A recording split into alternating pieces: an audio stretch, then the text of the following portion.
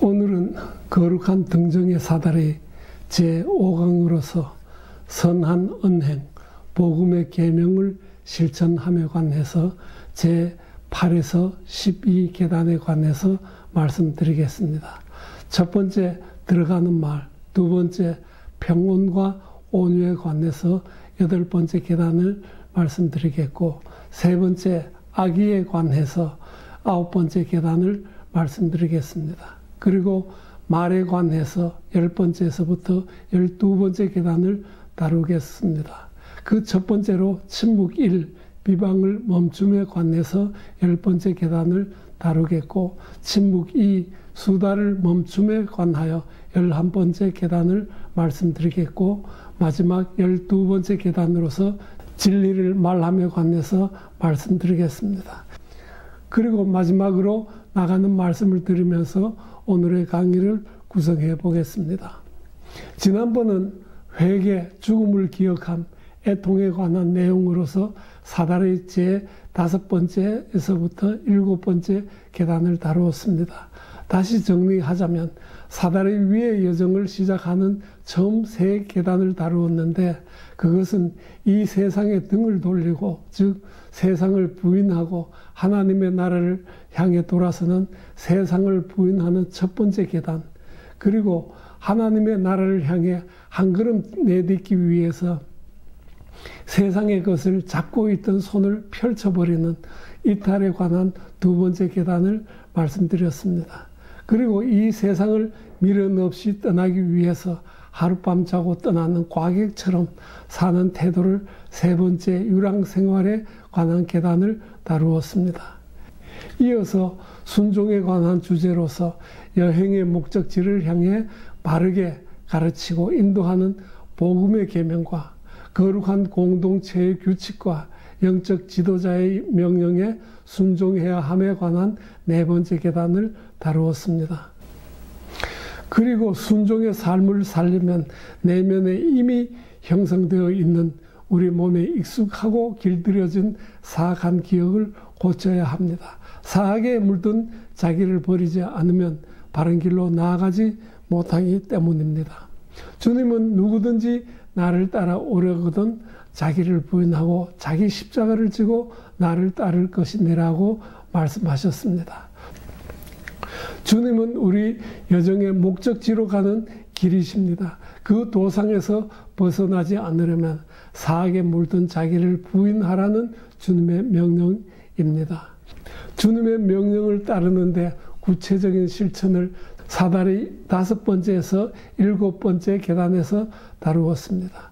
그 첫 번째로는 과거의 잘못을 저질렀던 악행, 그로 인해 이웃과 공동체에 해를 끼친 것에 대해 참여하는 것에 관해 5번째 계단에서 다루고 있습니다.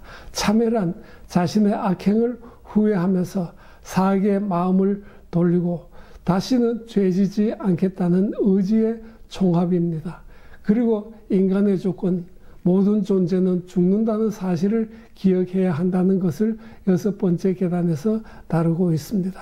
죽음과 고통은 불순종으로 인해 모든 인간에게 지어진 벌입니다. 죽음과 이 세상에서 당하는 고통을 기억할 때 인간 자신의 죄뿐만 아니라 창조주 하나님과 그의 나라를 기억하게 됩니다. 그러니까 인간의 죽음과 고통을 기억하는 것과 하나님과 하나님의 나라를 기억하는 것은 상통합니다. 초대 동방 교부들은 인간은 육신과 혼과 영으로 조성된 통합적인 존재이며 물질로 조성된 육신을 생동하게 하는 것을 혼이라고 하며 육신의 각 기관에 감각과 정신을 불어넣는 것이 영이라고 했습니다. 그리고 육, 혼, 영과 별도로 마음이라는 것이 있는데 이 마음은 기억의 창고라고 했습니다. 인간의 죽음과 하나님과 그의 나라를 한시도 망각하지 않고 기억한다는 것은 그것이 마음을 점령하고 있다는 뜻입니다. 이때 마음이 세상의 것에 유혹을 받아 흔들리지 않고 여정의 목적지로 나아갈 수 있습니다. 이것을 사다리 6번째 계단에서 다룬 것입니다. 사다리 7번째 계단에서는 애통에 관해서 다루고 있습니다. 애통에는 2가지 의미가 있습니다. 하나는 과거의 잘못에 눈물을 흘리면서 참여하는 것이며, 또 하나는 하나님의 나라로 가는 길에 힘겨워서 내뿜는 신음입니다. 애통하는 눈물은 영혼의 세정제입니다. 그러므로 물로 베푸는 세례보다 참회하면서 흘리는 눈물이 더 본질적입니다. 참회와 죽음을 기억하는 것과 애통의 5번째에서부터 7번째 계단에는 슬픔이라는 수렁에 빠져나오지 못하는 우울증이나 하나님의 나라에 대한 소망을 상실함으로써 오는 낭망이나 그로 인해 오는 권태라는 큰 위험이 기다립니다. 그런데 실로 애통이란 거룩한 슬픔으로서 과거에 잘못한 것으로 인해 슬픔에 잠긴 마음을 자극하여 하나님의 나라로 치닫게 하는 황금 박차입니다. 그러므로 이 단계에서는 시편으로 찬송하며 하나님 나라에 대한 묵상을 멈추지 말아야 합니다. 신념과 계명의 실천에 관하여 이제 5번째 강의로 선한 언행에 관해 다룰 차례입니다. 자칫 신앙생활이라고 하면 정신적인 활동이라고 오해합니다. 맞습니다. 정신활동이 육신의 행동 전에 이루어지기 때문입니다. 그러나 정신과 몸이 긴밀하게 연계되어 있습니다. 바르게 살지 않으면서 바른 신념을 유지할 수 없으며 바른 신념이 없이는 바른 삶을 살지 못합니다. 이 둘은 온도계와 온도 조절 장치와의 관계와 같습니다. 적절한 온도를 유지하려면 온도계와 온도 조절 장치가 긴밀하게 상조해야 합니다. 초대 동방 교부들은 육신과 신념 간의 이러한 긴밀한 관계를 파악하고 건전한 신앙생활에 적용했습니다. 물론 이 이치는 성경에 기반을 둔 것입니다. 이 세상에서 바른 신앙을 구현하려면 바른 신념을 마음에 기억하는 동시에 그 기억이 마음에 확립하도록 몸도 그것을 기억하게 하는 것입니다. 하나님의 계명과 진리를 몸에 기억하는 것을 계명을 실천하는 삶이라고 합니다. 이제 복음의 계명을 실천함에 관한 주제를 사다리 8번째에서부터 12번째 계단에서 다루고자 합니다. 2번째 평온과 온유에 관해서 8번째 계단에 대해서 말씀드리겠습니다. 이 책에는 8번째 계단의 제목을 평온과 온유라고 했습니다. 이는 분노에서 벗어난 상태를 의미합니다. 이웃에게 분을 품지 말라는 것은 복음의 계명입니다. 주님은 새 계명을 너희에게 주노니 서로 사랑하라. 내가 너희를 사랑한 것 같이 너희도 서로 사랑하라고 하셨습니다. 감각적 쾌락과 분노는 양극을 이룹니다. 이 둘은 동시에 존재하지 않습니다. 가끔 즐거움과 분노가 섞여 있다고 느낄 때가 있겠지만 실제로는 두 개의 감정이 동시에 연합된 것이 아니라 두 가지 감각이 교차해서 짧은 순간에 생성하고 소멸하는 것입니다. 동방교부들은 인간 영혼에 3개의 능력이 있다고 합니다. 갈망하는 능력, 도발하는 능력, 이성의 능력이 그것입니다. 첫 번째 갈망의 능력은 감각적 쾌락의 대상에 집착하고 끌어당기는 능력이며, 두 번째 도발하는 능력은 고통을 주는 대상을 밀쳐내거나 그것에 분노하는 능력입니다. 그러니까 쾌고의 감정에 따라서 집착하거나 증오하는 능력은 대상에 따라서 결정됩니다. 예를 들면 세상을 좋아하는 사람에게는 세상의 것에 집착하고 그 반대가 되는 것을 혐오할 것이며, 하나님의 나라를 좋아하는 사람에게는 하나님의 나라를 취하고 그의 반대가 되는 세상을 미워하게 될 것입니다. 이렇게 마음의 대상을 결정하는 역할을 지성의 능력이 감당합니다. 단순히 우리가 하나님의 나라의 기쁨을 느낀다면 얼마나 신앙생활이 쉽겠습니까? 그러나 우리는 육신을 쓰고 사는 동안 이러한 감정에 휘둘리지 않을 수 없습니다. 그렇다고 이러한 육신을 사악한 것으로 다루어서도 안 될 것입니다. 우리의 육신과 감관은 하나님의 선한 창조물이기 때문입니다. 감정에 휘둘림으로써 마음이 분심되는 것을 성경에 갈릴리 바다에 큰 노을이 있는 것에 비유하였고 예수님이 바다를 꾸짖어서 잔잔하게 하셨습니다. 주님은 감각적 자격에 휘둘려서 흉흉한 영혼을 잠잠하게 하실 수 있는 분이십니다. 잠잠하다, 고요하다, 가만히 있어 라는 등의 성경에 표현한 감각적 자극에도 평온한 마음의 상태를 말하는 것입니다. 동방 기독교 교부들은 고요한 정신의 상태를 헤시키야 또는 무정념의 상태라고 합니다. 앞 계단에서는 세상에 집착했던 것을 참회하고 후회하고 애통하는 것은 영혼에 도발하는 영역에 속합니다. 그런데 이 영역에서의 활동은 자칫 절망과 우울증과 권태에 빠지게 됩니다. 이에 벗어나기 위해서는 하나님 나라의 소망과 희락을 잃지 말도록 해야 하며 시편으로 노래하는 것이 매우 유익하다고 했습니다. 이 말의 뜻은 공평한 덕 또는 중도를 말하는 것입니다. 슬퍼하고 애통하되 그것에 함몰되지 말고 하나님 나라의 소망을 잃지 않은 것을 말하는 것입니다. 이 상태가 바로 평온이라는 것입니다. 사다리 8번째 계단은 평온과 온유입니다. 그러나 내용을 보면 분노에서 벗어난 상태, 즉 증오와 저기로 인해 끓는 마음을 가라앉힘으로써 오는 마음의 평온을 다루고 있습니다. 그래서 분노를 끓는 물에 비유하는 것입니다. 불에 물을 서서히 부으면 불이 완전히 꺼지듯이 참된 애통의 눈물은 노염과 급한 성미의 불을 완전히 끌 수 있습니다. 허영심이 강한 사람은 칭찬을 갈망합니다. 그러나 온유는 칭찬을 받거나 받지 못하거나 존경을 받거나 받지 못하거나 영혼이 영향을 받지 않은 평온한 상태입니다. 노염에서 자유하는 첫 번째 단계는 마음이 흔들릴 때 침묵하는 것이며 그 다음 단계는 영혼이 당황할 때 생각의 고요함을 유지하는 것이요. 마지막 단계는 깨끗하지 못한 바람이 불어올 때 침착을 유지하는 것입니다. 노염은 감추어져 있는 미움, 마음에 품고 있는 불만족의 표시입니다. 노염은 성나게 만든 사람을 해치고 싶은 갈망입니다. 급한 성미는 불시의 마음이 불끈 성을 내는 것입니다. 빈정됨은 불쾌함을 느끼는 영혼의 활동입니다.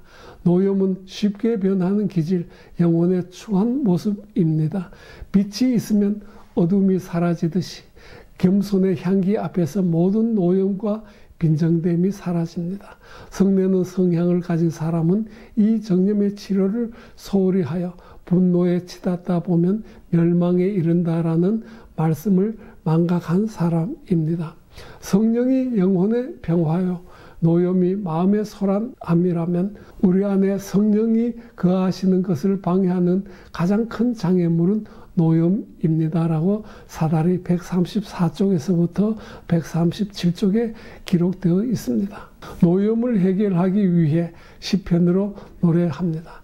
시편으로 노래할 때 우울한 성질을 누그러뜨릴 수 있습니다. 그러나 적절하지 않게 무절제로 노래하는 것은 쾌락으로 연결됩니다. 그러므로 찬양하는 시간을 정해놓고 그것을 선용해야 합니다라고 했습니다. 성미가 급한 사람이 그것을 통제하려고 금식과 철야 기도를 행하면 마귀는 물러나는 척합니다. 그러나 그것이 곧장 허영이 되게 하는 마귀의 계략이므로 조심해야 합니다. 그러므로 냉철한 가르침과 인내로 분노를 다스려야 합니다. 당신은 어떤 사람의 몸에 박힌 파편을 제거해 주려고 합니까? 좋습니다. 그러나 렌싯이 아닌 막대기를 사용하여 그것을 제거하려 하면 오히려 그것을 더 깊이 밀어넣게 될 것입니다. 거친 말과 행동은 막대기요 냉철한 가르침과 인내하며 행하는 견책은 렌싯입니다. 사도 바울은 난폭하게 다루지 말고 범사의 오래 참음과 가르침으로 견책하며 경계하며 권하라고 말합니다. 성미가 급한 사람이 철야, 금식, 침묵 등을 실천합니다. 이는 마귀가 회개와 애통이라는 구실로 정념을 증가시키려는 계략을 제한하려고 노력하기 때문입니다라고 했습니다. 분노, 즉 늑대를 대적하는 방법에 관하여 한 마리 늑대가 마귀의 도움을 받아서 양무리 전체를 괴롭힐 수 있다면 지혜로운 자는 천사의 도움을 받아서 파도를 잠잠하게 하고 물 위에 기름을 부어서 배가 순조롭게 지나갈 수 있게 할 것입니다. 또 전자에게 무거운 선고가 내려질 것이며 후자 즉 지혜로운 자는 하나님에게서 상을 받고 많은 사람에게 교훈이 되는 본보기가 될 것입니다라고 했습니다. 여기서 파도를 잔잔하게 하려고 물 위에 기름을 붓는다라는 말은 필로칼리아에서도 나오는 말입니다. 이 방법이 실제로는 가능한지는 모르지만 상징적으로는 들뜬 마음을 진정시키는 능력은 성령 즉 기름의 역사로 된다는 뜻으로 해석됩니다. 마음의 평화는 성령의 은사로 이루어집니다. 분노를 대하는 적절한 수단과 태도에 관해서 몸에 열이 나는 증상에는 여러 가지 원인이 있습니다. 마찬가지로 노염이나 다른 정념들이 끓는 원인도 여러 가지이며 그것을 치료하는 방법도 각기 다를 수밖에 없습니다. 이런 까닭에 병자는 각자에 맞는 치료법을 신중하게 찾아야 합니다. 그 첫 번째 단계는 병의 원인을 파악하는 것입니다. 병의 원인을 알아내면 환자들은 하나님과 영적 의사들에게서 올바른 치료를 받게 될 것입니다라고 했습니다. 노염을 대적하기 위해서는 그 정체를 알아야 합니다. 노염을 온유의 쇠사슬로 구속하고 인내로 채찍질하고 사랑으로 연행해야 합니다. 그것을 이성의 법정에 세우고 다음과 같이 신문해야 합니다. 이 비열한 놈아, 세상에 재앙을 가져올 너 같은 놈을 태어나게 한 내 아버지와 탐식의 이름을 말하여라. 너의 역겨운 아들들과 딸들의 이름을 말하라. 또 내 원수가 누구인지 너를 죽일 힘을 가진 자가 누구인지 말하라. 그러면 노염은 이렇게 대답합니다. 나의 근원은 여러 곳이며 나의 아버지는 하나가 아니다. 내 어머니는 허영과 탐심과 욕심과 유욕이다. 내 아버지의 이름은 자만이다. 내 딸들의 이름은 부당한 대우에 대한 기억, 미움, 적대감, 자기 합리화이다. 나를 감옥에 가둔 원수는 노염으로부터의 자유와 겸손이다. 겸손은 나에게 올가미를 씌운다. 때가 되면 겸손을 낳은 자가 누구인지 질문하라고 기록되어 있습니다. 세 번째, 악의에 관해서 9번째 계단에 대해서 말씀드리겠습니다.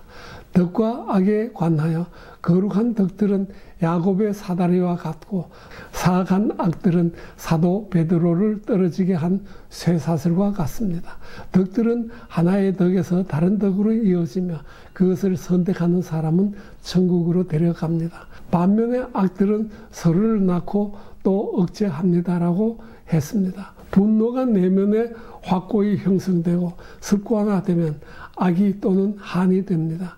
분노가 삶의 한 부분으로 된 것을 한이라고 합니다. 즉 원망스럽고 억울하거나 안타깝고 슬픔이 응어려진 마음을 말합니다. 부당한 일에 대한 기억은 분노의 마지막 단계입니다. 그것은 죄의 보호자입니다. 그것은 의로운 생활을 미워합니다. 그것은 덕의 파멸이요 영혼의 감옥이요 정신 안에 있는 구덕입니다. 그것은 기도를 부끄럽게 하는 것이요 기도를 방해하는 것이요 사랑을 멀리하는 것이요 영혼을 찌르는 못입니다. 그것은 신랄한 안에서 소중히 간직한 고통스러운 느낌입니다. 그것은 절대 끝나지 않는 죄요 잠들지 않은 악이요 깊은 원한입니다. 그것은 어둡고 보기 흉한 정념이 되지만 지식이 없으므로 그것에 대해서 많은 말을 할 필요가 없습니다라고 했습니다. 노염을 치료하는 사랑이라는 묘약에 관해서 또 이렇게 기록되어 있습니다. 사랑이 많은 사람은 복수심을 몰아내지만 미움을 품고 있는 사람은 자신을 위해 고역을 쌓습니다. 사랑의 향연은 미움을 없애고 성실한 구제는 영혼의 평화를 줍니다라고 했습니다. 사다리의 요한은 육신을 악의의 대상으로 삼으라고 합니다.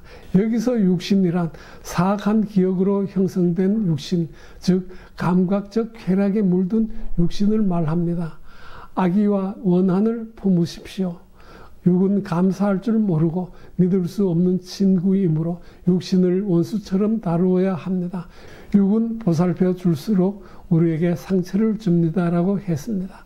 악의로 형성된 육신을 다루려면 예수 이름으로 바치는 예수 기도가 매우 유익합니다. 악의는 성령의 말씀을 자기에게 맞추어서 왜곡하는 성경 해석자입니다. 악의를 품고서는 드릴 수 없는 예수 기도를 통해 악의를 무색하게 하십시오. 악의를 품은 헤지카스트는 마치 치명적인 독을 품고 숨어 있는 독사와 같습니다라고 했습니다. 그리고 또 용서받으려고 애쓰기보다는 자신이 당한 부당한 일을 잊는 편이 낫습니다. 빨리 용서하면 풍성하게 용서받을 것입니다. 자신이 당한 부당한 일을 잊는 것은 참된 회개의 증거입니다. 부당한 일을 마음에 품고 지내면서 자신이 회개하고 있다고 생각하는 것은 마치 깊이 잠들어 있으면서도 자신이 달리고 있다고 확신하는 것과 같습니다라고 했습니다. 네 번째, 말에 관해서는 10번째에서부터 12번째 계단을 다루겠습니다. 인간의 세 경로를 통해 죄를 짓습니다. 몸으로 짓는 죄, 말로 짓는 죄, 생각으로 짓는 죄가 있습니다. 이 중에 가장 쉽게, 가장 흔히, 가장 파괴력이 있는 죄가 바로 말로 짓는 죄입니다. 말은 내면의 것이 밖으로 표출하는 힘으로써 육신의 물리적인 힘에 상응하는 정신의 능력입니다. 이것은 다른 사람에게 미치는 영향력이 매우 크므로 10계명 중에 9번째 계명에 기록되어 있습니다. 즉, 내 이웃에 대하여 거짓 증거하지 말지니라고 했습니다. 온순한 혀는 곧 생명나무이지만 패역한 혀는 마음을 상하게 하느니라고 잠언서 15장 4절에 기록되어 있습니다. 혀는 곧 불이요 불의의 세계라. 혀는 우리 지체 중에서 온몸을 더럽히고 삶의 수레바퀴를 불사르나니 그 사르는 것이 지옥불에서 나느니라고 야고보서 3장 6절에 기록되어 있습니다. 오직 너희 말은 옳다 옳다 아니라 하라. 이에서 지나는 것은 악으로부터 나느니라고 마태복음 5장 37절에 주님의 말씀을 기록되어 있습니다. 말과 관련하여 바른 삶의 태도를 위해서 주의해야 할 몇 가지 말이 있습니다. 속이는 말, 남을 속이기 위해서 하는 두 가지의 말, 즉 양설. 세 번째, 수다, 환심을 사기 위한 발림말, 이것을 기어라고도 합니다. 네 번째, 대화의 본질과 무관한 쓸데없는 잡담, 이것을 요설이라고 합니다. 다섯 번째, 자기 뜻을 이루기 위해서 넌지시 던지는 말, 이것을 암시라고 합니다. 여섯 번째, 욕설을 얘기합니다. 일곱 번째, 이웃을 얕보거나 경멸하는 말 등이 있습니다. 사다리의 요한은 말에 관하여 세 단계에서 다룹니다. 먼저 비방에 관해서는 10번째 계단에서 다루고 있습니다. 비방은 미움의 결과로서 교묘하면서도 지독한 질병이며 눈에 띄지 않게 숨어있는 벼룩과 같아서 사랑이라는 활력의 근원을 서서히 소진합니다. 그것은 겉으로는 사랑의 모습을 취하지만 더럽고 거룩하지 못한 마음의 사자입니다라고 했습니다. 여기서 말하는 비방이란 매우 은밀하고 묘한 언어의 기술입니다. 언뜻 들으면 해롭지 않게 들리지만 그 결과는 해롭게 나타납니다. 다시 말해서 비방은 은밀하게 사람을 멸시하고 미워하는 태도로서 아무도 모르게 공경에 빠뜨리는 사악한 행위입니다. 자신의 염치 없음을 자랑하는 사람들이 있습니다. 그러나 한술 더 떠서 겉으로는 대단히 정숙한 채 하면서 은밀하게 가증한 행동을 하는 사람이 있습니다. 물론 거기에는 수치스러운 악덕이 따릅니다. 위선, 교활, 우울, 과거에 받은 상처를 마음에 품는 것, 은밀하게 다른 사람을 멸시하는 것 등이 있습니다. 그것들은 겉으로 나타나는 행위와 실제로 행동하는 것이 다릅니다라고 했습니다. 비방은 선을 가정하여 악을 행합니다. 그러나 탄로가 나면 사랑으로 가정합니다. 비방하다가 그것에 대해 책망을 받으면 그러한 행동이 상대방에 대한 사랑과 관심에서 우러나는 것이라고 변명합니다. 나는 그러한 사람에게 다음과 같이 말합니다. 그렇다면 그런 식의 사랑을 중지하십시오. 그렇지 않으면 당신은 자기의 이웃을 은근히 헐뜯는 자를 내가 멸할 것이요 라고 선포하신 분을 거짓말쟁이로 만들 것입니다. 만일 당신이 그 사람을 사랑한다면 그 사람을 조롱하지 말고 은밀하게 그 사람을 위해서 기도하십시오. 그리고 당신의 기분을 상하게 한 사람을 판단하지 마십시오. 비방의 영을 정복하려면 실족하는 사람을 나무라하지 말고 그렇게 행동하도록 부추긴 마귀를 나무라하십시오라고 했습니다. 비방하는 사람을 제어함에 관해서 다른 사람을 비방하는 대화에 우연히 참여했더라도 비방하는 사람을 당장 그 자리에서 제지해야 합니다. 그 때를 놓치면 비방하는 사람과 동조하는 격이 됩니다. 비방을 멈춤으로써 비방하는 자와 동조하지 않게 되는 동시에 비방하는 자를 바르게 인도할 수 있습니다. 어떤 사람이 이웃을 비방하는 말을 들을 때 인간적인 견해를 고려하지 말고 이렇게 말하십시오. 형제여, 비방을 멈추시오. 나는 매일 그보다 더 나쁜 일을 행하고 있습니다. 그런데 어찌 그를 비판할 수 있습니까? 이렇게 말씀하십시오. 당신은 당신 자신을 치유하고 이웃을 치유하는 두 가지를 이룰 수 있습니다라고 했습니다. 이웃을 비방하는 것과 비판하는 것이 다르지 않습니다. 비판하지 마십시오. 그것은 죄의 사함을 받는 가장 빠른 길입니다. 비판하지 말라. 그리하면 너희가 비판을 받지 않을 것이요 라고 했습니다. 비판과 회개는 양극의 노임으로 이 둘은 동시에 작용하지 않습니다. 불과 물이 섞일 수 없듯이 비판하는 것과 회개하려는 갈망도 섞일 수 없습니다. 너희가 비판하는 그 비판으로 너희가 비판을 받을 것이요라고 한 말씀을 진리로 받아들이십시오. 사람들이 지은 죄를 재빨리 거칠게 비판하는 정념에 빠지는 것은 자기 죄를 쉬지 않고 기억하는 데 실패했기 때문입니다. 자기애에 사로잡히지 않은 사람은 자신의 허물을 볼 수 있기 때문입니다. 자신을 비판하는 것이 하나님의 특권을 찬탈하는 것이요, 정죄하는 것은 자신의 영혼을 멸망하게 하는 것입니다라고 했습니다. 자만심과 비판이 동조하면 멸망에 이르게 됩니다. 자만심이란 자기 자신에 만족하는 태도, 즉 자기도취라는 병입니다. 이 병에 걸리면 자신에게는 후하지만 다른 사람에게는 인색하고 자기보다 열등한 점을 찾아서 비판합니다. 이렇게 되면 교만이 형성됩니다. 교만은 천사조차 한순간에 사탄으로 떨어지게 합니다. 자만심은 다른 악덕들을 동반하지 않고서도 사람들을 파멸시킬 수 있습니다. 마찬가지로 우리에게 비판하는 습관이 있다면 이 습관 하나만으로 우리를 멸망시킬 수 있습니다. 바리새인들은 이것 때문에 정죄되었습니다라고 했습니다. 그러므로 다른 사람의 결점을 보려고 하지 말고 장점을 찾아보려고 힘써야 합니다. 포도를 잘 따는 사람은 익지 않은 포도는 따지 않고 익은 포도만 따 먹습니다. 자비롭고 분별 있는 사람은 다른 사람에게서 보이는 덕에 주목합니다. 반면에 어리석은 사람은 그에게서 결점과 잘못을 찾으려 합니다. 그런 사람에 대해서 설명은 그들은 죄악을 꾸미며 이르기를 우리가 묘책을 찾았다 하나니 각 사람의 속뜻과 마음이 깊도다. 그러나 하나님이 그들을 쏘시리니 그들이 갑자기 화살에 상하리라고 말합니다라고 기록했습니다. 정죄하지 마십시오. 당신의 눈으로 어떠한 일을 보고 있다고 해도 당신의 눈이 미혹될 수 있습니다. 라고 사다리 150쪽에 기록되어 있습니다. 11번째 계단에서 수다를 멈춤에 관하여, 수다란 흔히 기어라고도 합니다. 본질에서 벗어난 대화, 실상을 초월해서 말하는 것, 감정을 부풀려서 표현하는 것, 즉 흥감을 일으키는 대화 등이 포함됩니다. 사다리의 요한은 수다라는 악덕에 관하여, 수다는 자신을 과시하고 자랑하기를 즐기는 허영의 보좌입니다.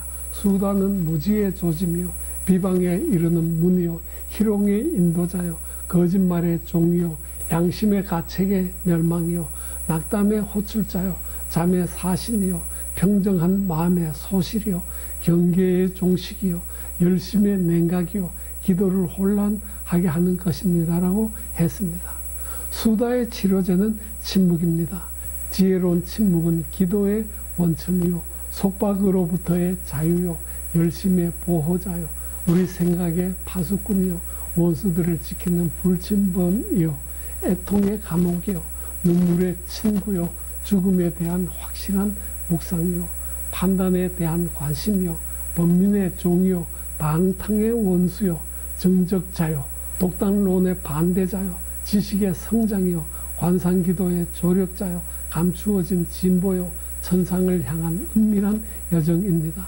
자기의 죄를 인정하는 사람은 혀를 제어한 사람이요, 수다쟁이는 아직 자신을 발견하지 못한 사람입니다. 라고 했습니다. 침묵을 사랑하는 사람은 하나님 가까이 갑니다. 그는 은밀하게 하나님께 말하고 하나님은 그를 가르쳐 주십니다. 예수님은 침묵을 통해 빌라도를 부끄럽게 하셨고, 우리는 침묵을 통해 허영을 정복합니다. 베드로는 자신의 한 말 때문에 슬피 울었습니다. 그는 나의 행위를 조심하여 내 혀로 범죄하지 아니하리니 라고 선포하신 분을 망각했습니다. 또 실언하기보다는 길에서 넘어지는 편이 낫다라는 말도 망각했었습니다. 라고 했습니다. 죽음을 기억하는 사람, 침묵을 사랑하는 사람은 수다를 떨지 않고 진지한 말을 합니다. 진지하게 죽음을 기억하는 사람은 말을 삼가며 영적 애통의 은사를 받은 사람은 불을 피하듯이 수다를 피합니다. 침묵을 사랑하는 사람은 입을 다물지만 두서없이 이야기하는 사람은 조용한 곳에 머물지 못합니다. 라고 했습니다. 12번째 계단, 진리를 말함에 관하여, 수다와 거짓말에서 기인하는 거짓말을 특히 양설이라고도 합니다. 그 상징으로는 갈라진 뱀의 혀입니다. 강철 숫돌과 부싯돌이 불을 일으키듯이 수다와 농담에서 거짓말이 나옵니다. 거짓말은 사랑을 파괴하며 거짓 맹세는 하나님을 부인하는 것입니다. 분별이 있는 사람은 거짓말이 작은 실수라고 생각하지 않습니다. 실제로 지극히 거룩하신 성령께서는 무엇보다도 이 죄에 대해서 가장 두려운 선고를 내리십니다. 만일 다윗이 말한 것처럼 하나님께서 거짓말하는 자들을 멸망시키신다면 거짓 맹세를 하는 사람에게는 어떠한 일이 일어나겠습니까? 라고 했습니다. 거짓말과 익살과 농담은 애통하는 자의 눈물을 파괴합니다. 나는 거짓말하는 능력을 자랑하며 익살과 농담으로 웃음을 선동하는 사람이 듣는 사람들의 애통하는 습관을 파괴하는 것을 보았습니다. 마귀들은 우리가 탁월한 기지로 농담을 멀리하는 것을 보면 두 가지 그럴듯한 생각으로 우리를 사로잡으려 합니다. 꾸물거리지 말고 그것을 멀리 하십시오. 그렇지 않으면 당신이 기도할 때 그 농담이 당신 내면에 들어올 것입니다. 단지 농담으로부터 도망치는데 그쳐서는 안 됩니다. 죽음과 심판에 대한 생각을 농담 앞에 놓음으로써 사람들과의 교제를 끊으십시오라고 했습니다. 여기서 두 가지 잘못된 생각이란, 첫 번째, 재치 있게 이야기하는 사람의 기분을 상하게 해서는 안 된다라는 것. 두 번째, 그 사람보다도 하나님을 더 사랑하는 것 같은 모습을 보여서는 안 된다라는 그러한 것을 말합니다. 위선은 거짓말의 근원이요 원인입니다. 위선이란 불선한 것을 선하게 보이도록 꾸미는 것을 말합니다. 그러므로 위선은 반드시 거짓말, 즉 망언과 양선을 수반합니다. 주님을 경외하는 은사를 받은 사람은 내면에 썩지 않은 재판관은 양심을 가지고 있으므로 거짓말하지 않습니다라고 했습니다. 거짓말의 종류에 관하여